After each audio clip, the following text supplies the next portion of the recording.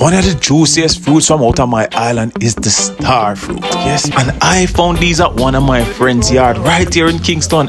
And our yard was loaded with all different type of fruits. But first, I'm going to talk about this hook stick. Now, I have never seen a hook stick like this, and it comes in so handy. No more butter fruit to me thing. This is so cool. And that's why I love my island. Now, although the yards are small, she had rosemary, black sapote, which is the first time I see the tree. And she also have panganut. A panganut, may I call him. I can't remember the other name. I've known Tika for years, and she gladly helped me pick as much star fruit as possible. In no time, the bag full up. And you know who was extremely excited? But you know who never done pick yet? I used the same fancy pick stick and I pick up black sapote.